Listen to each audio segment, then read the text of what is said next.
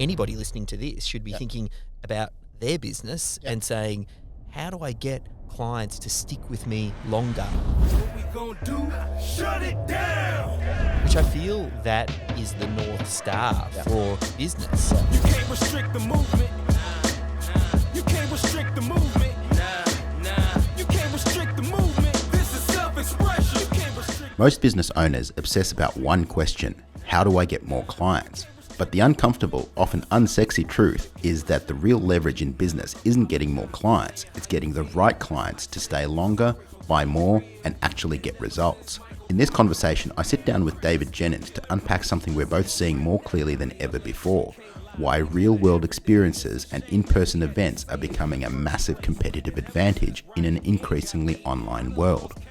We talk about what really drives lifetime value, why community beats content, and why businesses that help clients stick around don't just make more money, they create better outcomes, stronger case studies, and a constant flow of referral. If you run a coaching business, a services business, a membership, or any other offer where long-term results matter, this conversation will completely change how you think about retention and growth. Let's get into it. Alan, Mate.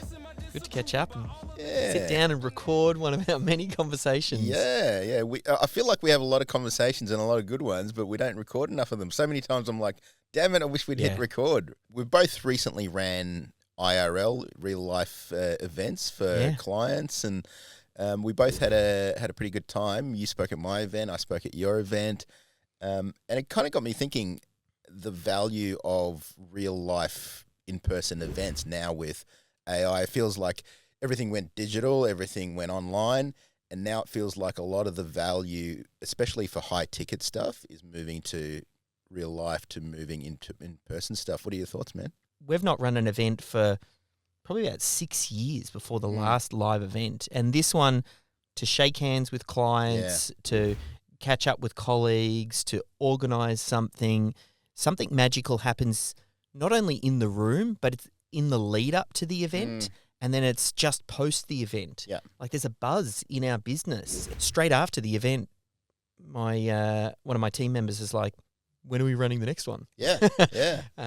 So you're like, give me a knife. I was. I said, can we run it every 2 years? Well, the thing I think is that obviously you get to see people in person and all of that, but I think it's a big competitive advantage because especially after COVID, there are so many businesses that said, this is great, we're just going to do everything online. They used to be in-person events, they used to run in-person things, and now they kind of love the ease and frictionlessness that comes with just doing everything online. And so now I think it's a competitive advantage of having real-world in-person experiences. And I'm seeing more and more people who are kind of ahead of the curve are like really prioritizing community in real life rather than just online. Because you're right, like the Zoom fatigue sets in. I don't need another Zoom meeting, even if it's really cool people and people I want to connect with. Yeah, I might do it, but it's definitely not going to be the same as us being over dinner, chatting, having a coffee, listening to speakers, shaking hands and being there in the room.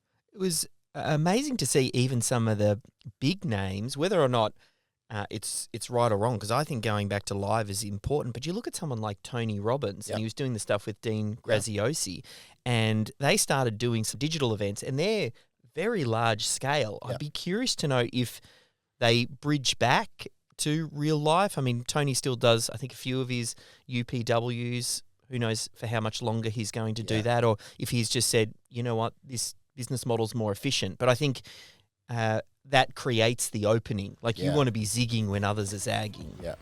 So what we're discussing here is the importance of live in-person events. For a while, everything moved online. And while that made things easier, it also made a lot of offers easier to replace. What we're both now seeing is that real-world experiences create something digital simply can't replicate. They deepen relationships, strengthen community, and dramatically increase how long people stay engaged.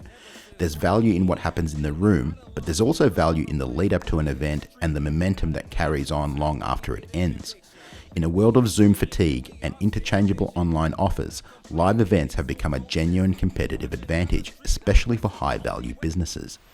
I think a real big part of why people stay for a long time in a community is for the community aspect. So, or in a coaching program. So I think of coaching as three things. There's like the information, and that's kind of the least valuable part. Like once you've got the information, it's like, all right, I've got the knowledge, I know how to do the thing.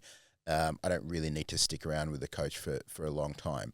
Then there's the thing that's kind of less obvious, and it's the negative information. It's like, don't waste your time on this stuff. This is going to send you into 10 different directions. It's kind of taking the knife out of the toddler's hand, right? You don't hurt yourself in all of these different directions. Then there's the kick up the pants, the motivation. It's the accountability, and that is super valuable. But I think what's really undervalued is the peer connections within the community, like being with a group that's on the same journey as you. So other entrepreneurs who are going through the same struggles. Like we had our mastermind in Melbourne. We had a group of maybe 20 of our top clients that are local to Australia. And, people were talking about, how do I hire this person? What do I do about this person that's underperforming? Should I prioritize this type of marketing versus that?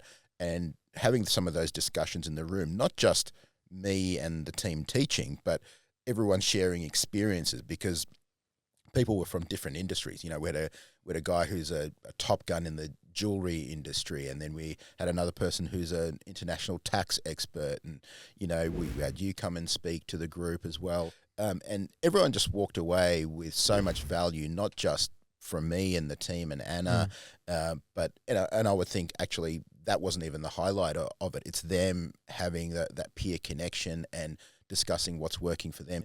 I definitely find in coaching and education businesses, you want to be thinking about how do you get people to stick? Because the hardest work, obviously, is getting a new client. Yeah. Then you want to keep them recurring. I think another one in our sort of peer group, Dale Beaumont is a great example in his community. Like he's had people who will sit in there for 10 years and they come for community and they go on travel trips with him around the world and creates that bond. And people have moved beyond just, I'm coming here for the education. They get the education bit. It's funny. I mean, I think about this quite a lot, and I think about it for our business as well.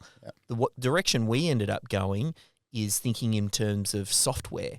So we try and build in a piece of software that becomes part of the way someone does business. And then the additional bits, the community, the training, they're kind of like the bonus bits, but really what gets them to stick, well, this is how we do things here. And that's why we remain subscribed. But I think anybody listening to this should be thinking about their business and saying, how do I get clients to stick with me longer and to buy more and to, be upsold into other programs? One big takeaway from this conversation is that retention isn't accidental. Businesses with a high customer lifetime value don't just hope customers stick around. They design the business so that leaving just doesn't make sense. And when you strip it back, there are really three things that drive retention. First, your offer has to become part of how your client operates. If they stopped using it tomorrow, something should break. Second, community beats content. Information is easy to replace and is abundant, but being surrounded by the right people in the right room at the right stage of the journey is incredibly valuable. And third, retention isn't just about revenue, it's about results. Almost everything that matters in business compounds over time. When clients stay longer, they get better outcomes and have better experiences. And that's what drives referrals and real growth. The real question every business owner should be asking is, how do I design my business so that the right clients stay longer and get better results? The other critical point is, yes, it's great when clients stick and they buy more from me and they stay for a long time and there's high LTV or lifetime value. But the other part of it is, if they stick, they're going to get a better result.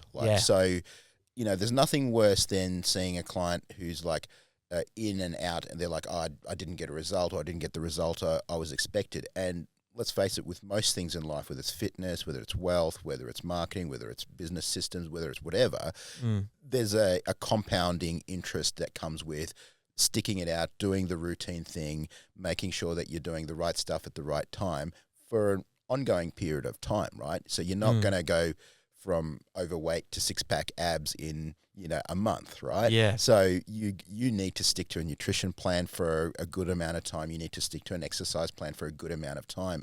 That to me is like really central to the lifetime value discussion around, yes, I want it for selfish purposes because I want high lifetime value, but more than that, I want them to have the stories and experiences, and from that is going to come referrals, goodwill, all sorts of good stuff.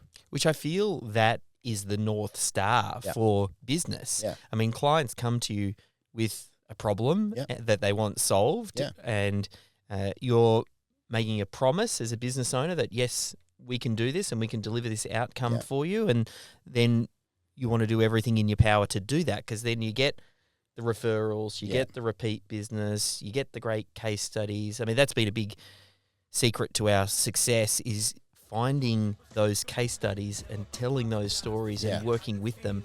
If there's one big theme that runs through this entire conversation, it's this. Sustainable business growth doesn't come from just chasing more clients. It comes from designing a business that helps the right clients stay longer, buy more, and actually get results. We talked about why real-world in-person experiences are becoming a powerful competitive advantage, why community often matters more than content, and why retention isn't just good for revenue, it's essential for outcomes. When clients stick around for long enough for the magic of compounding to kick in, you get better results, better case studies, and a natural flow of referrals. So whether you run a coaching business, a services business, or any kind of membership, the real question isn't, how do I get new clients? It's, how do I build something that's worth staying for? That's the long game, and that's where the real leverage lies. If today's discussion resonated with you, click the video on the screen to watch the next one and continue learning.